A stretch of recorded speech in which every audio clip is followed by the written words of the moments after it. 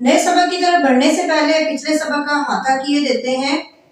ہم نے شروع کیا تھا اس میں معرفہ کی اقسام جو کہ 4 تھیں، اس میں علم، اس میں ضمیر اور اس میں اشارہ۔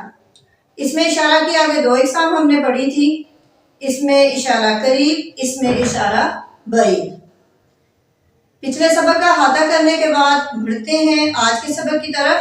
آج کا ہمارا سبق جو ہے وہ ہے اسم موصول، جو کہ اسم معرفہ کی آخری قسم ہے۔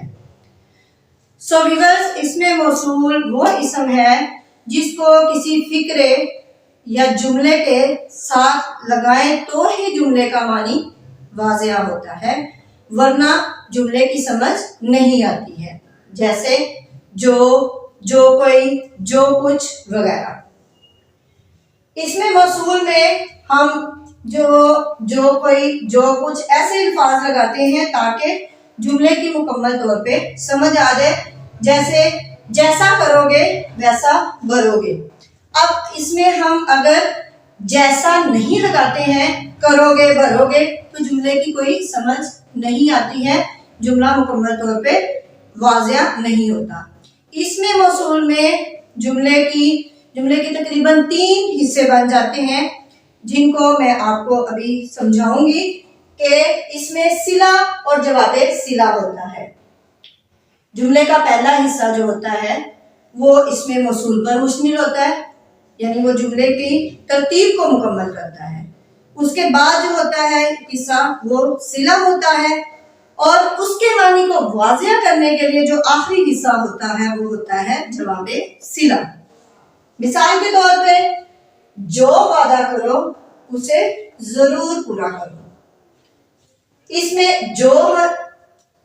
میں موصول ہے، وعدہ کرو صلہ، اور اس کو مکمل کرنے کے لیے جو آخری جملہ بولا گیا اسے ضرور پورا کرو وہ ہے جواب صلہ۔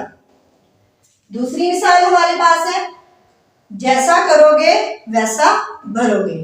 اب جیسا جو ہے وہ ہے ہمارا اسم موصول، کیونکہ جیسا لگائے بغیر جملے کی کوئی ترتیب، کوئی معنی واضح نہیں ہوتا۔ جیسا جو ہے وہ ہے اسم موصول، صلہ ہے کرو گے، جواب صلہ ہے ویسا بھرو گے۔ تیسری مثال میں ہے جو محنت کرے گا وہ کامیاب ہوگا۔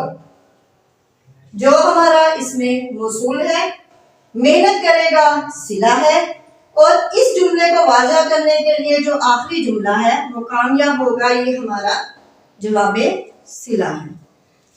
ویورز، یہ تھا آج کا ہمارا سبق جو اسم موصول کی طرف تھا، اسم موصول سے متعلق تھا، اور یہ ہماری اسم معرفہ کی آخری قسم بھی تھی۔ اس کے ساتھ ہی اسم معرفہ کی ہماری اقسام ختم ہو جاتی ہیں۔ انشاءاللہ جلد حاضر ہوں گے ایک نئے سبق کے ساتھ۔ اللہ حافظ۔